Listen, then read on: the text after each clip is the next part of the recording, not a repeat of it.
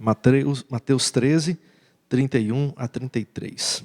Diz assim: E contou-lhes outra parábola.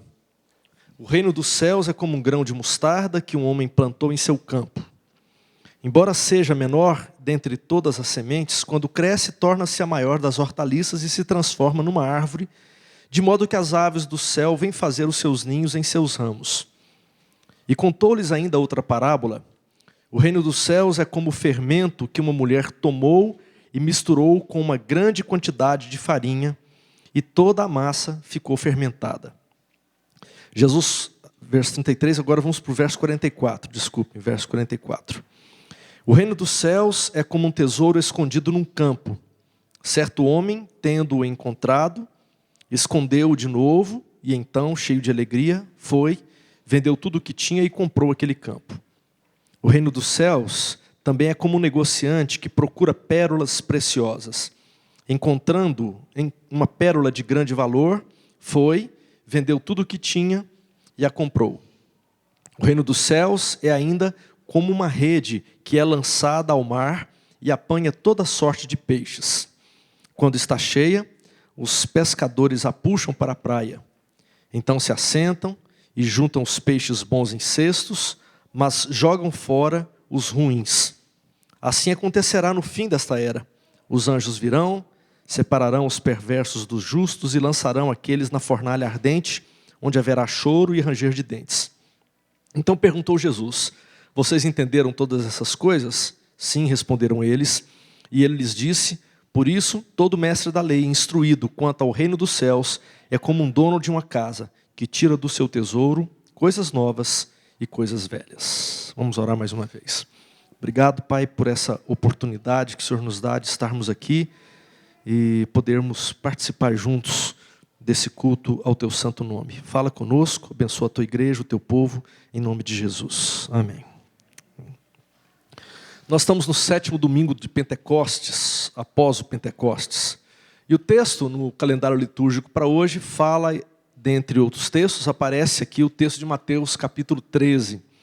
Nós vemos aqui em Mateus 13 uma sequência de parábolas. São 7 parábolas ao todo, se você pega todo o capítulo. E é interessante perceber que essas 7 parábolas, elas estão interligadas. Elas formam como que uma unidade compacta, uma unidade homogênea. Falam aqui, todas elas, acerca do reino de Deus. Vamos ver onde é que estão essas 7 parábolas? A primeira está aí, logo nos versos 18, 19, ou melhor, a partir do versículo 1 mesmo, de capítulo 13, quando Jesus está falando acerca do semeador que sai para semear, né? E quando ele está semeando o quê? A mensagem do reino. Versos 18 e 19 deixam claro isso. Portanto, ouçam o que significa a parábola do semeador. Quando alguém ouve a mensagem do reino, está entendendo? É a mensagem do reino que está sendo semeada. Então você vê que é a semeadora da mensagem do reino. No verso 24 em diante, você vê a segunda parábola, que é a parábola do joio e do trigo, que o Walter, inclusive, mencionou sobre ela. Foi uma parte da pregação do Walter domingo passado. Depois, no verso 31, tem mais uma terceira parábola, que é a parábola do grão de mostarda. No verso 33, aparece a quarta parábola, também relacionada ao reino de Deus, que é a parábola do fermento. A quinta parábola está no verso 44, que fala sobre o tesouro escondido no campo. O reino de Deus se assemelha a um tesouro escondido no campo. Verso 45 fala que o reino de Deus se assemelha ao negociante de pérolas preciosas, que é a sexta parábola, encerrando então a sétima parábola com a rede lançada ao mar, verso 47 até o verso 50. O que são parábolas? É importante a gente lembrar o que são parábolas. Parábolas vem do grego parabole, que tem a ver com disposição lado a lado. É uma forma de comparar ou de ilustrar algo que se está dizendo, que se está ensinando. E Jesus, ele se utilizava muito do recurso das parábolas. Ele falava bastante por meio de parábolas. Qual a razão dele falar por parábolas? O versículo 11 nos ensina, no capítulo 13, por que Jesus ensinava por parábolas.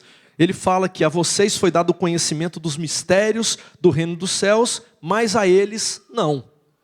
Ou seja, Jesus está falando aqui dos mistérios do reino. Se são mistérios, obviamente, os mistérios só serão conhecidos por meio de revelações dadas por aquele que sabe os mistérios, que tem os mistérios em suas mãos. Ou seja, o texto bíblico, quando fala que Jesus falava através de parábolas, nós vemos aqui Deus revelando ao seu povo as suas verdades por meio das parábolas. O mistério é proclamado a todos, isso que Jesus está dizendo, mas somente aqueles que têm fé, ou aqueles a quem é revelado, esses compreenderão aquelas histórias que Jesus contava. Ou seja, a ideia é mais ou menos o seguinte: para quem tem fé, as parábolas de Jesus se transformavam em poderosas revelações de Deus. Para quem não tinha fé e, portanto, não cria, aquelas parábolas não passavam de uma historinha assim, bem joinha para você ouvir. Uma novelinha que Jesus contava, um causo que Jesus contava. E a pessoa ia feliz para casa com um bom causo. Mas para quem conhecia, ou a quem era revelado os mistérios de Deus, aquela era uma mensagem poderosa, capaz de transformar vidas, transformar realidades. Walter, domingo passado, nos falou sobre a parábola do joio e do trigo. A parábola do semeador preguei algum tempo atrás. E hoje, então, nós vamos falar das 5 últimas parábolas aqui de Mateus, capítulo 13. Antes, porém, essas parábolas elas falam sobre o reino dos céus ou reino de Deus. O que significa reino de Deus? Vamos ver o que alguns teólogos falam sobre o reino de Deus. Por exemplo, René Padilha, ele fala que reino de Deus é uma realidade presente e, ao mesmo tempo, uma promessa que será cumprida no futuro. Ele não somente está entre nós, o reino de Deus não somente está entre nós, mas ele virá de modo que nós esperamos o seu advento. Ou seja, como Oscar Cullmann diz, nós estamos vivendo aí no trânsito entre o já, ou seja, o reino de Deus já está entre nós, porque Jesus o inaugurou, mas ainda não. O reino de Deus foi inaugurado por Jesus. E com Jesus, nós passamos a ver os sinais visíveis do reino de Deus anunciados pelos profetas do Velho Testamento, agora se manifestando entre os homens. Curas, libertações, o evangelho da salvação sendo proclamado aos povos. Exatamente isso que Isaías se refere e que Lucas menciona. As obras que Jesus começou ou que realizou, e que são sinais visíveis de que o reino está entre nós, continuam sendo realizadas ao redor do mundo, através do povo de Deus, pela igreja de Deus, movida pelo poder do Espírito Santo. Padilha ainda diz o seguinte: o reino de Deus nos traz um indicativo de que se é reino, então existe rei. É lógico isso, certo? Se existe rei, obviamente existe governo. Se existe governo, existem aqueles que estão debaixo desse governo, ou então são os súditos do rei, desse reino. O rei protege e guarda os seus servos, mas ao mesmo tempo, o rei manda e o servo obedece. É essa lógica que deve ser primeiramente entendida. Quem não obedece o rei, obviamente, não se sujeita ao rei, não está debaixo do governo do rei. Se ele diz que está debaixo do rei, mas não debaixo do governo do rei, mas não se submete ao rei, portanto é um rebelde. Se rebela contra o reinado desse rei e, portanto, não se sujeita ao reino. O reino de Deus é esse poder dinâmico de Deus que se torna visível por meio dos sinais concretos que mostram claramente que Jesus é o Messias. O reino de Deus, então, é essa nova realidade que entrou no centro da história e que afeta a vida humana, não somente moral e espiritualmente, mas o reino de Deus afeta o homem também física e psicologicamente, afeta também material e socialmente. Podemos entender, então, que reino de Deus não tem a ver com igreja, 4 paredes da igreja. Reino de Deus é algo que se estende para além, é para a vida como um todo. Ariovaldo Ramos, explicando exatamente sobre essa questão do reino, ele diz que o reino é um outro sistema. E é um sistema diferente desse que e ele se opõe ao sistema vigente. É diferente e se opõe ao sistema vigente. Ariovaldo Ramos, ele parte do pressuposto que o reino de Deus é a chegada da realidade definitiva. Ele lembra, inclusive, que nenhum fariseu, saduceu ou qualquer outro homem da religião dos tempos de Jesus teria alguma dúvida sobre o que seria o reino de Deus. Porque todos, desde aquela época, aguardavam a vinda do reino. Mas René Padilha, ao mesmo tempo, nos lembra também que para os religiosos do judaísmo, o reino de Deus era uma realidade futura, distante. Porque eles viviam debaixo da opressão de Roma e eles criam que um dia viria o Messias político, ele restauraria o governo de Israel, o governo de Deus, então o reino de Deus se manifestaria entre eles. E assim vivem muitos dos judeus até hoje, esperando, aguardando a vinda do Messias político que restaurará por completo.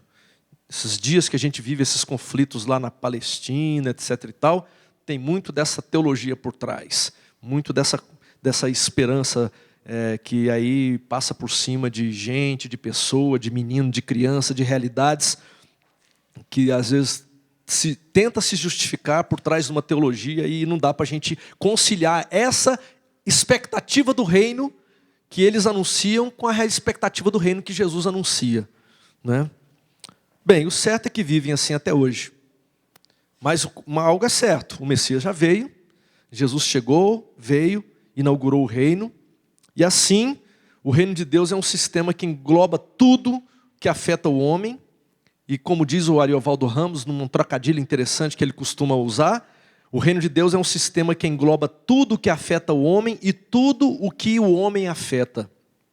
Assim, o reino de Deus engloba o governo de Deus, que não está restrito apenas às questões éticas e espirituais, mas afeta questões sociais, políticas, econômicas, de direito, moralidade, educação, cultura e tudo mais que se pode pensar.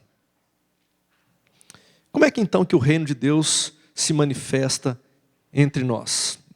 O Novo Testamento apresenta a igreja como a comunidade do reino, que reconhece a Jesus como Senhor do universo. E é por meio da igreja, segundo o Novo Testamento, que o reino se manifesta concretamente na história. É por meio da igreja. A igreja é chamada de embaixada do reino de Deus. É como se aqui, dentro da realidade da igreja, e quando eu digo realidade de igreja, não estou colocando igreja presbiteriana, mas estou colocando a igreja de Jesus, que é muito maior do que a igreja presbiteriana, mas a igreja presbiteriana, cremos nós, também faz parte disso. E a gente vai ver daqui a pouco que tem todas as igrejas, né, elas têm as duas caras, né? O texto é bastante claro com respeito a isso, né? O certo é que é por meio dos servos do rei que o reino será conhecido em todos os âmbitos da sociedade de maneira concreta. Por meio da proclamação e do testemunho vivo dos filhos de Deus no presente século. Não somente como uma categoria da religião, como se algo que se manifesta apenas e tão somente dentro dos temas e assuntos ligados à religião, mas se manifesta na prática, na vida prática, na sociedade, na vivência do cotidiano. Os sinais do reino de Deus vão se manifestando por meio dos servos do rei e que vivem o reino. Então a ideia do reino é por aí. Voltando agora para a parábola, a partir dessa visão do reino, eu quero dizer uma coisa, que observando essas 7 parábolas, sem dúvida alguma daria para extrair aqui muitos ensinamentos preciosíssimos sobre o reino de Deus. É um capítulo que vale a pena estudar, se dedicar. Eu acho que daqui, gente, sairia pelo menos alguns bons livros, assim, ó, olhando basicamente para Mateus capítulo 13.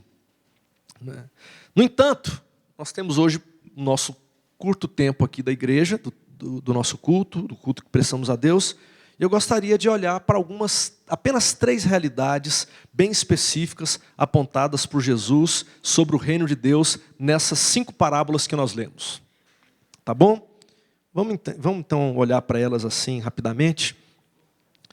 Primeira realidade que me salta aos meus olhos quando eu estudo esse texto aqui é que o reino de Deus ele não está estagnado. Tá bom? O reino de Deus não está parado. O reino de Deus não está calado, não está morto. O texto bíblico nos diz que o reino de Deus cresce.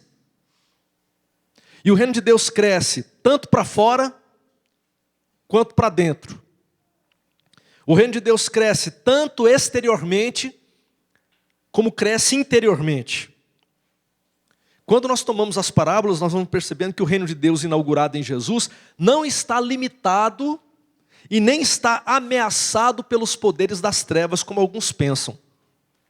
Na última viagem que eu fiz agora aos Estados Unidos, eu passei de frente a um enorme prédio no centro de Newark, e esse grande prédio estava com os seguintes dizeres: vende-se.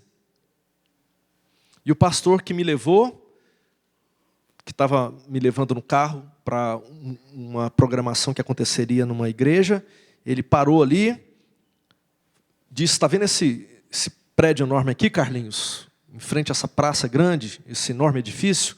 Eu falei: pois é, pastor, bonito o prédio, tem uma cara de igreja. Ele falou: pois é, aqui antigamente funcionava a primeira igreja presbiteriana de Newark. A igreja foi diminuindo, os jovens saindo, reduzindo, até que ficaram alguns poucos velhos, e esses poucos membros, já idosos, não conseguiam mais pagar as despesas de um prédio daquele tamanho, e eles então venderam o templo, aquele prédio enorme. Depois eu fiquei sabendo, através de outros irmãos ali da região, que somente naquela região, onde é o berço do presbiterianismo norte-americano, somente naquela região ali, cerca de 8 igrejas haviam fechado as portas, naquela região. O mesmo acontece com igrejas na Europa. Quem já teve a oportunidade de andar lá por algumas cidades na Europa, certamente já viu igrejas fechadas que foram transformadas em bares. Né?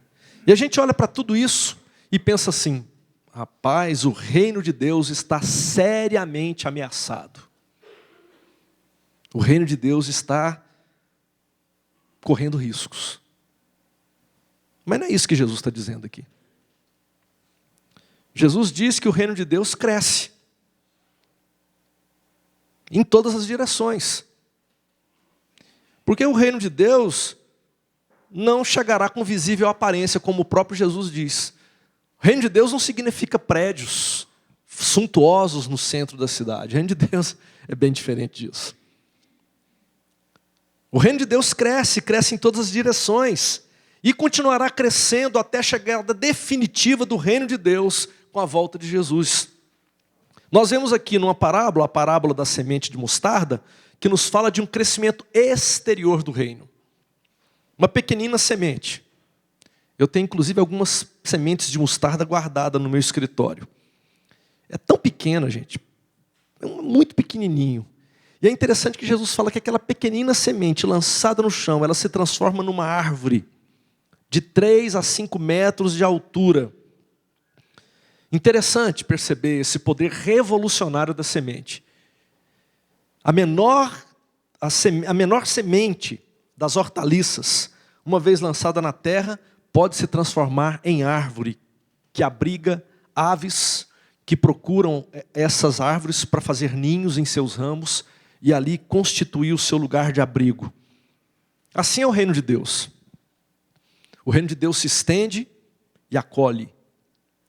Abriga, aninha, oferece descanso, oferece segurança. O reino de Deus que é semelhante a um pequenino grão de mostarda, mas que cresce até se tornar visível a todos. O reino de Deus não está ameaçado. O reino de Deus se estende num milagre incrível. A parábola do fermento, por outro lado, já nos fala de um crescimento diferente.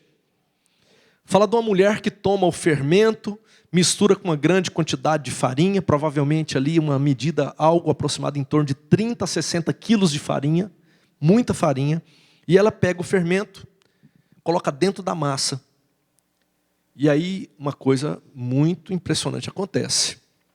Numa revolução silenciosa misteriosa, o fermento vai agindo, vai transformando aquela massa, vai levedando tudo aquilo pouco a pouco, e uma grande quantidade de massa é totalmente afetada por um punhado de fermento. Em vários lugares no Novo Testamento, o fermento traz uma conotação negativa, não é verdade? Eu não sei quantos vocês se lembram, eu mesmo já tive a oportunidade de pregar sobre isso, quando falava sobre a hipocrisia, a religiosidade daqueles homens da religião sem Deus. Mas aqui o fermento tem um outro caráter. Aqui nós vemos o fermento trazendo uma conotação positiva.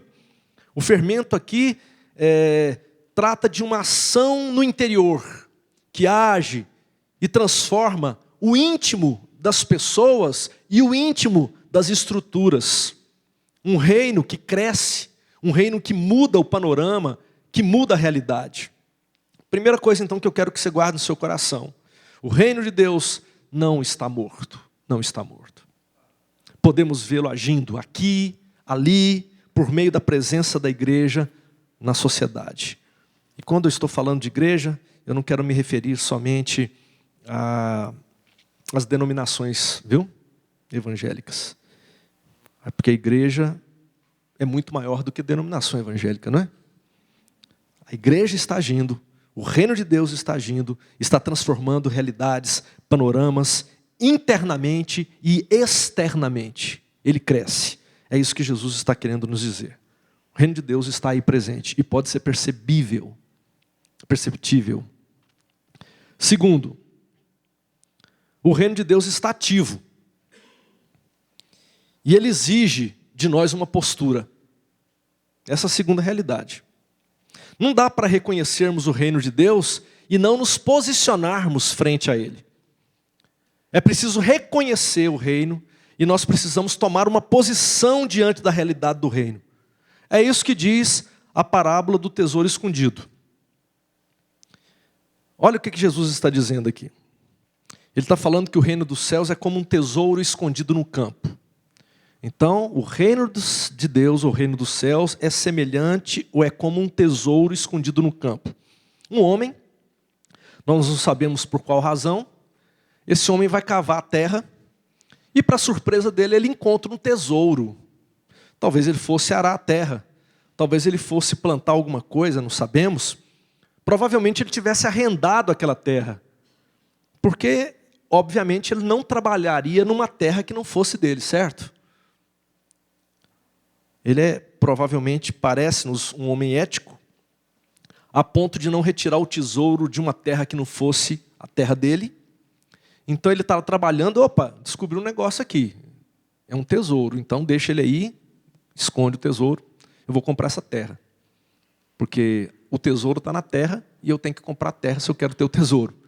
Aí ele vai em casa, junta tudo que tem, a terra provavelmente não era barata, não era uma terra sem valor, é uma terra que custava muito, ele vende tudo que tem, tudo que você pode imaginar que ele tivesse, ele vendeu os outros terrenos, vendeu todas as coisas que tinha, provavelmente passou a viver agora uma vida muito mais simples, durante um período, aí, até que ele pôde pegar esse dinheiro, tudo aquilo que ele conseguiu juntar com seus bens, investiu e comprou aquele terreno. E aí sim, uma vez que comprou o terreno, agora ele é dono, proprietário também do tesouro.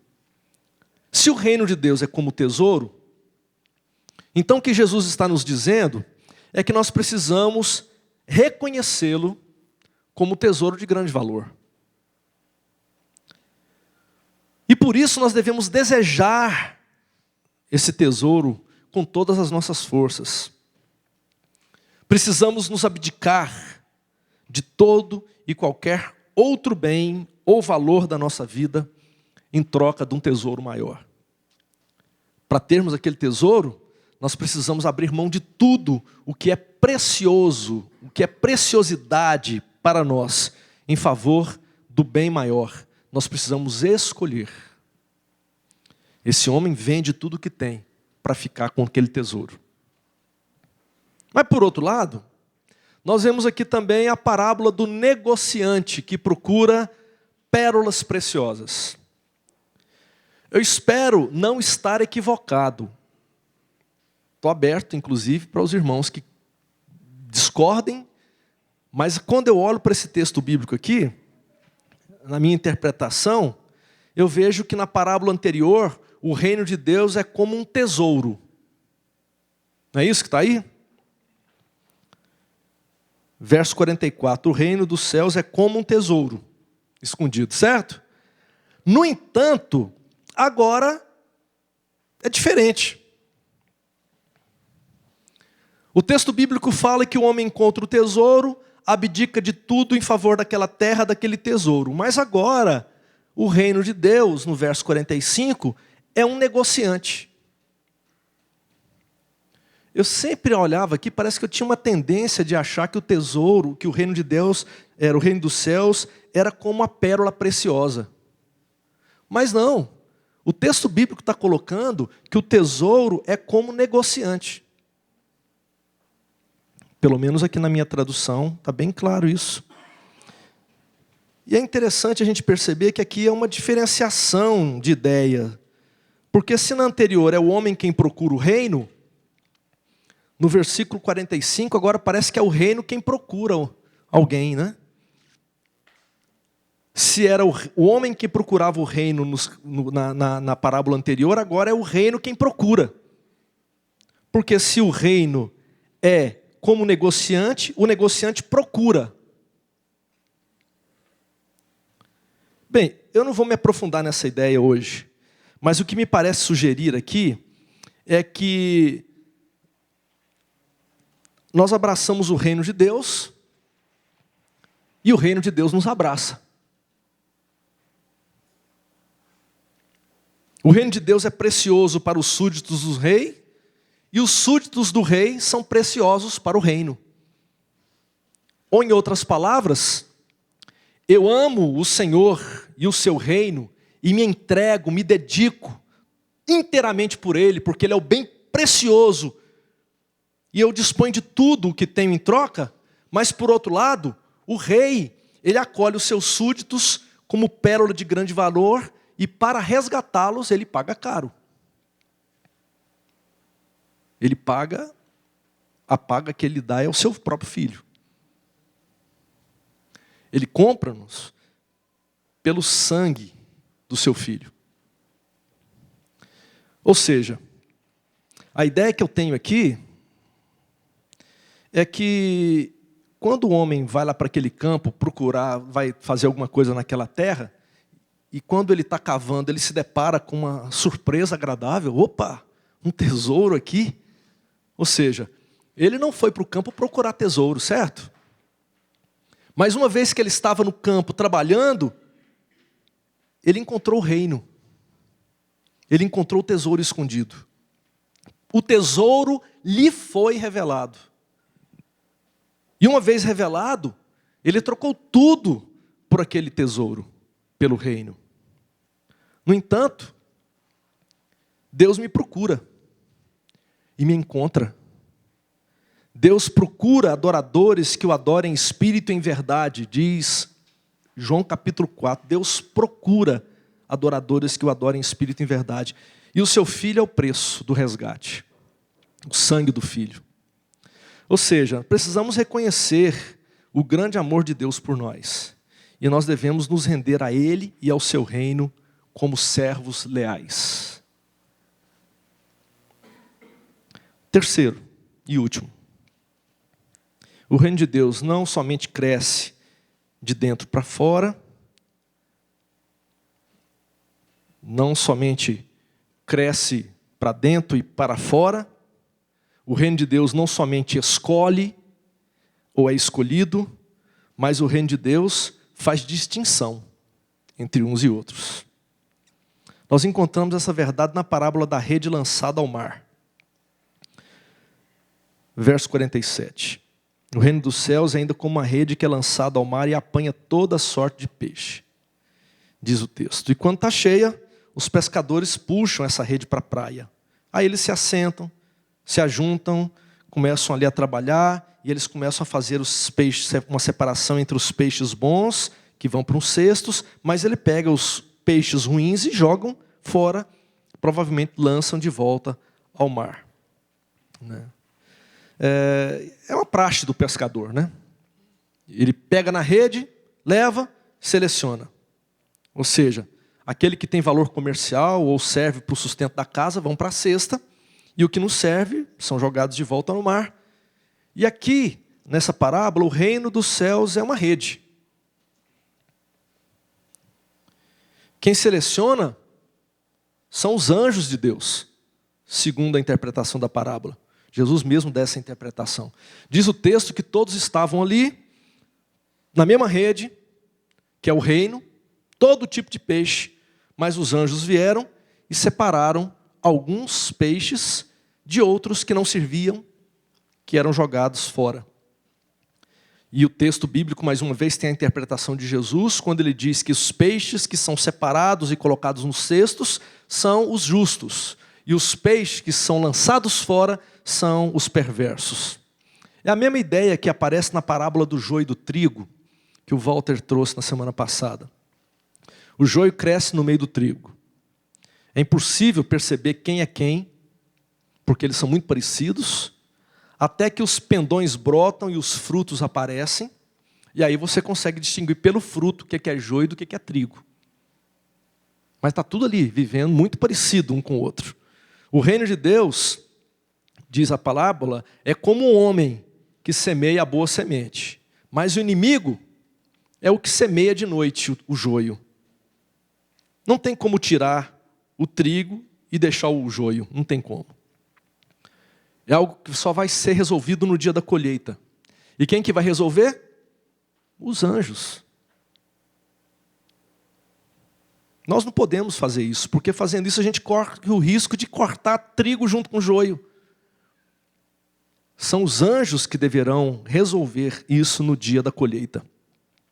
Ou seja, no mesmo espaço do reino, que é a rede, por vezes nós veremos sinais do antirreino. E aqui que eu quis mencionar quando eu falei lá atrás, que dentro da própria igreja você vai encontrar muita coisa incoerente. Porque dentro desse espaço, chamado reino, por vezes se manifestarão sinais do antirreino. Porque tem joio no meio do trigo, e porque tem peixe bom e peixe ruim misturado. Parece com a semente lançada pelo reino, mas não é. Ela foi lançada pelo inimigo do reino. Mas chegará um dia em que haverá separação de um do outro. Chegará o dia em que os peixes impróprios serão separados dos apropriados. Chegará o dia em que os perversos serão separados dos justos. Não cabe a mim, não cabe a você fazer essa separação. Enquanto isso, a gente vai convivendo, deixando que o Rei mesmo nos dê graça para convivermos com essa face dúbia da igreja que muitas vezes se manifesta entre nós. Mas uma coisa é certa. Conquanto haja essas incoerências, o reino está aí. Ele é algo concreto. Conquanto exista essa face dúbia, nós não podemos deixar de amar o reino. E não podemos deixar de olhar para ele como nosso anseio maior. Porque fazendo assim, nós estaremos escolhendo e optando pelo melhor. Que Deus nos ajude, que Deus tenha misericórdia de nós e que nós possamos viver essa realidade do reino dentro do mundo presente. Dentro do mundo presente. Que Deus nos dê graça para vivermos essa realidade do reino hoje, aqui e agora, para a glória dele mesmo. Amém?